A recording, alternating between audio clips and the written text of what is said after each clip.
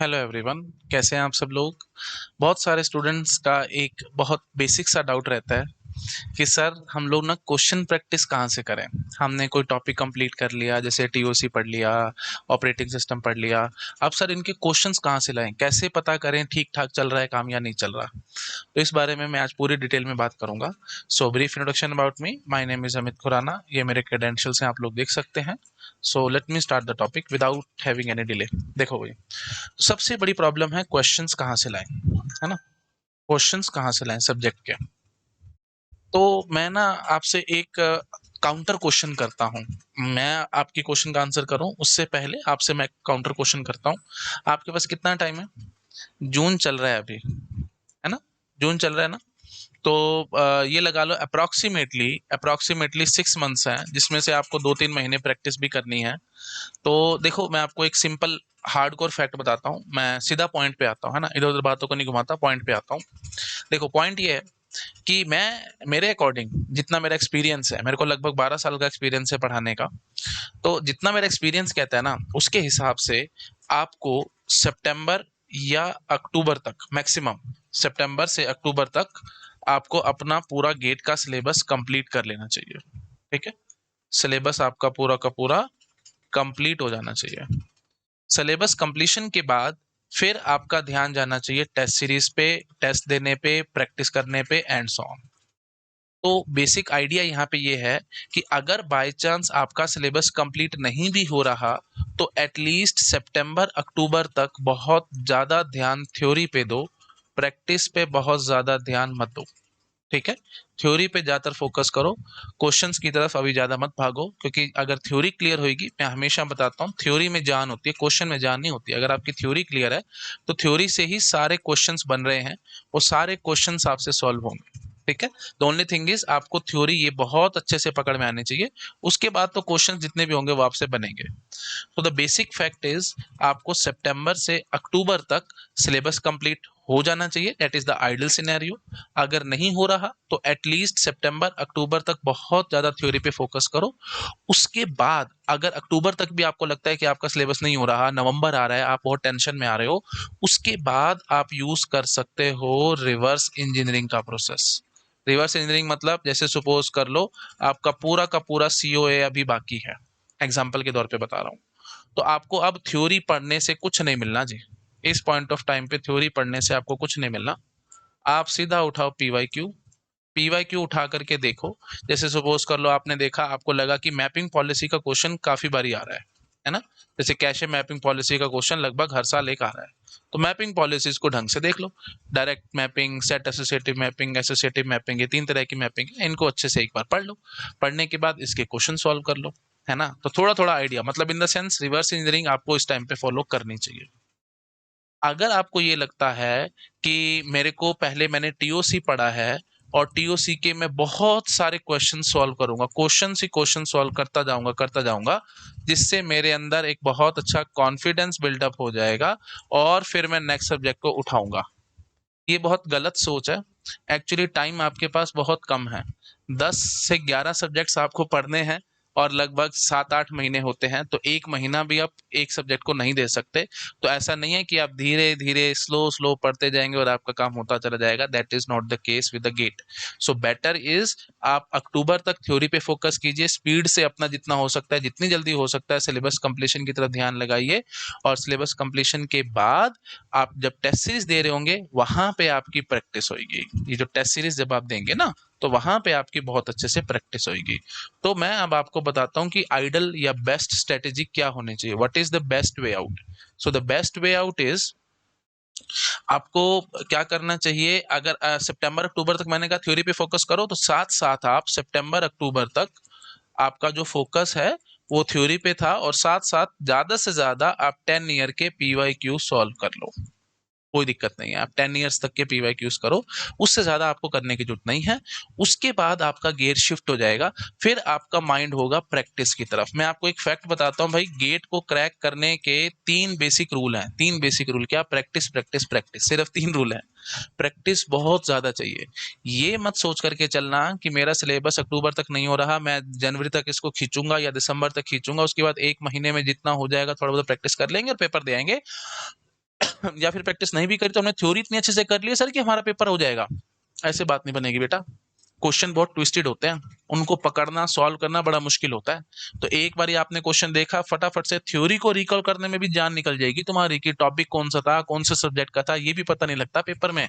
अगर आपने सिर्फ थ्योरी थ्योरी पढ़ी है, आपने प्रैक्टिस नहीं करी है, तो at the end of the day आपको ये भी टेंशन आएगी कि ये जो क्वेश्चन मैं पढ़ रहा हूँ ये सब्जेक्ट कौन सा है, और सब्जेक्ट पता लग जाएगा तो टॉपिक कौन सा है वो पता नहीं लगेगा। अगर टॉपिक भी पता लग जाएगा तो फिर आप रिकॉल इतनी स्पीड से नहीं कर पाओगे कि क्या चल रहा है। तो इस सब चीजों के में काम आती है जी प्रैक्टिस। तो अक्टूबर के बाद जब आप गियर अपना शिफ्ट कर लेंगे तो आपका ध्यान सिर्फ प्रैक्टिस की तरफ जाएगा। उस पॉइंट ऑफ टाइम पे देखो अराउंड 30 ईयर के पीवाईक्यूज आपको करने चाहिए। 10 साल के आपने साथ साथ कर लिए थे, तो 20 साल के जो पीवाईक्यूज बच रहे हैं उनको सॉल्व करो, और साथ साथ जो भी आप टेस्ट सीरीज में एनरोल्ड हो, जिस भी टेस्ट सीरीज में आप हो आप उसको दो, कम से कम 2 टेस्ट सीरीज तो ले ही लेना। तो बस वहां से प्रैक्टिस होगी ना। तो अभी फिलहाल प्रैक्टिस करने से कुछ नहीं होगा। मैं आपको एक सच्ची बात बताता हूँ और कड़वी बात बताता हूँ। बहुत सारे स्टूडेंट्स को सॉरी, बहुत सारे स्टूडेंट्स को ये रहता है कि सर हम कॉन्फिडेंस बिल्डअप करें। कॉन्फिडेंस बिल्डअप करने से कुछ नहीं होगा जी, एक सब्जेक्ट होगा बाकी रह जाएंगे। टाइम बहुत कम है हमारे पास, एक सब्जेक्ट को थोड़ी पढ़ना है, बहुत सारे सब्जेक्ट से करने के लिए। तो जितनी देर में आपने अगर टीओसी के क्वेश्चंस जबरदस्ती के सॉल्व कर रहे हो, उतनी देर में आपको योर सब्जेक्ट से ऑपरेटिंग सिस्टम की थ्योरी कंप्लीट कर सकते थे। फालतू में क्वेश्चन में क्यों टाइम पास करना है जी। थ्योरी ढंग से पढ़ो, थ्योरी ढंग से पढ़ो, और पढ़ने के बाद पीवाईक्यूज कर लो 10 साल के, बस that is more than sufficient, that is more than sufficient. आगे बढ़ो, अगला सब्जेक्ट पिक करो, एक ही सब्जेक्ट के पीछे मत पड़े रहो, अगला पकड़ो फिर अगला पकड़ो, एंड सो ऑन। अक्टूबर नवंबर तक आपका थ्योरी पे ध्यान और 10 साल के पीवाईक्यूज पे ध्यान, उसके बाद गियर शिफ्ट और फिर प्रैक्टिस पे ध्यान। सारा प्रैक्टिस प्रैक्टिस प्रैक्टिस का खेल हो जाएगा। अक्टूबर सितंबर अक्टूबर के बाद आपका गियर एकदम शिफ्ट, सिर्फ प्रैक्टिस पे ध्यान, सिर्फ क्वेश्चन जितने हो सके क्वेश्चन सॉल्व करना, जितने हो सके जहां से मिले जैसे मिले क्वेश्चन सॉल्व करना। सब्जेक्ट अगर नहीं भी आता तो भी उसके क्वेश्चन उठाओ, सॉल्व करो, देखो क्या हो रहा है कैसे हो रहा है, रिवर्स इंजीनियरिंग लगाओ, कुछ भी कोई कर करा के जुगाड़ करके आंसर निकालो। ठीक है, ये सबसे बेस्ट वे आउट है। तो जब आप प्रैक्टिस करते जाओगे ना, जैसे आपको लगता है कि मेरे को सीओए नहीं आता, ठीक है, ये ऑफ कोर्स बहुत सारे स्टूडेंट्स को डिफिकल्ट लगता है, तो कैशे मैपिंग पॉलिसीज का जैसे मैंने आपको एग्जांपल दिया, आप क्वेश्चंस करते जाओ करते जाओ करते जाओ। जब आप 10 12 15 क्वेश्चन कर लोगे ना एक स्टाइल के या मल्टीपल स्टाइल के, तो आपका माइंड अपने आप से चलने लग जाएगा कि ठीक है जिस तरीके से आंसर निकलता है। समझ रहे हो? तो ये है exact way out reverse engineering का।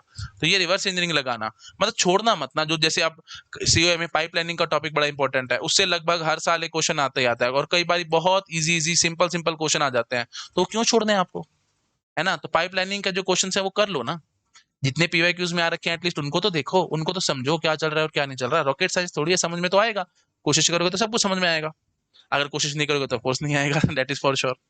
ठीक है, तो जो भी सब्जेक्ट है, तो मेरी सजेशन है सबसे पहली बेस्ट स्ट्रेटेजी में कि आपको अक्टूबर तक कंप्लीट करना है सिलेबस, उसके बाद रिवर्स इंजीनियरिंग क्वेश्चंस की प्रैक्टिस करनी है, और पूरा सब्जेक्ट कोई भी मत छोड़ के जाना, फुल सब्जेक्ट। आपको लगता है कि मेरे को ये सब्जेक्ट नहीं आता, ये बात एकदम गलत है। सीओए छोड़, कई स्टूडेंट्स होते हैं सीओए छोड़ जाते हैं, कोई होते हैं ओएस छोड़ जाते हैं, बहुत सारे होते हैं जो कंप्यूटर नेटवर्क छोड़ जाते हैं एंड सो ऑन। अरे पूरा पूरा सब्जेक्ट मत छोड़ो, टॉपिक बाय टॉपिक चलो, टॉपिक बाय टॉपिक चलो। जो आपका गेट का सिलेबस है ना उसको अच्छे से खा जाओ, पूरा अच्छे से डीप में उसको समझ लो क्या सिलेबस है। तो टॉपिक बाय टॉपिक बोलो, ऐसे मत बोलो मेरे को कंप्यूटर नेटवर्क नहीं आता, ऐसे बोलो कि कंप्यूटर नेटवर्क में एक जो डेटा लिंक लेयर है ना उसमें स्लाइडिंग विंडो प्रोटोकॉल है वो नहीं आता, ऐसे बोलो। इस हद तक आपको डिटेल में चीजें आनी चाहिए, मतलब इन द सेंस सिलेबस आपको ढंग से पता होना चाहिए। समझ रहे हो? टॉपिक बाय टॉपिक आपको स्टडी करना है, पूरा सब्जेक्ट कोई नहीं छोड़ के जाना, क्योंकि किस्मत का कुछ नहीं पता जी, जो टॉपिक आप छोड़ोगे उससे डेड इजी क्वेश्चन आ गया, बाकी सब सॉल्व करके आप रह गए तो आप फंस जाओगे। ठीक है, तो सबसे बढ़िया सजेशन मैं आपको दे रहा हूँ, टॉपिक बाय टॉपिक चलना है, पूरा कोई सब्जेक्ट नहीं छोड़ना। सितंबर अक्टूबर तक आपको अपना दिमाग रखना थ्योरी की तरफ, ज्यादा तो दिमाग नहीं भटकाना, क्वेश्चन प्रैक्टिस करो, क्वेश्चन प्रैक्टिस करो, फालतू की बातें हैं, सिंपल टाइम की बर्बादी है। जितनी देर में तुम क्वेश्चन प्रैक्टिस करोगे अपनी ईगो को सेटिस्फाई करने के लिए, बहुत सारे स्टूडेंट्स करते हैं कि हाँ भी मेरे को तो मजा आ रहा है, भी मेरे से क्वेश्चन सॉल्व हो रहे हैं, कॉन्फिडेंस बिल्डअप हो रहा है, फालतू की बातें हैं। मारो गोली इन सब चीजों को। बेटर है आप थ्योरी पे फोकस करो, और उसके बाद जब टाइम आएगा तब क्वेश्चंस करना। अभी क्यों क्वेश्चंस के पीछे भाग रहे हो भाई? अभी तो क्वेश्चन जो करोगे ना सॉल्व भूल भाल जाओगे, उनकी अप्रोच तक आपको याद नहीं आएगी। 2 महीने, सिर्फ 2 महीने भी मैं ज्यादा कह रहा हूँ, 1 महीने के अंदर तो सारा भूल भाल जाओगे। ठीक है, एक सब्जेक्ट पूरा मत उठाओ, डिजिटल आपने पढ़ लिया, डिजिटल को मत उठाओ 1 महीना, सब भूल जाओगे, क्या हो रहा था कैसे हो रहा था एंड सब दिमाग से निकल जाएगा। तो अभी क्यों प्रैक्टिस करते हो क्वेश्चन की? भूलने के लिए क्या? आपने तो ऑफ कोर्स आगे भूलना है। समझ रहे हो? तो बेटर है बाद में, बिल्कुल एंड टाइम पे आपको वहां पे ये सब प्रैक्टिस करनी है, सितंबर अक्टूबर के बाद। अभी सारा थ्योरी पे फोकस करो, जितना हो सके कंसेप्ट बिल्डिंग पे ध्यान लगाओ फिलहाल। ठीक है, चलिए, आई होप आप समझ पा रहे होगे। तो आई होप ये वीडियो आपको अच्छा लगा होगा।